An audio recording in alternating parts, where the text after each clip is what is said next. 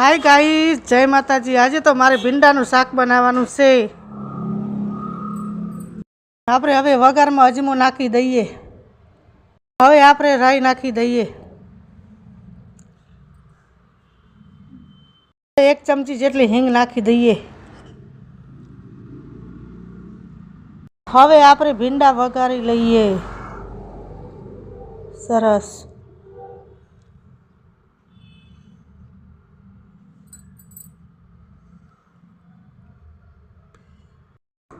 હવે આપણે લસણ નાખી દઈશું સ્વાદ અનુસાર।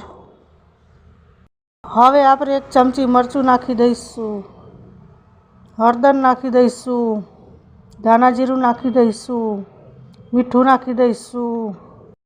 જો આપણા ભીંડા તૈયાર થઈ ગયા છે, મસ્ત બન્યા છે।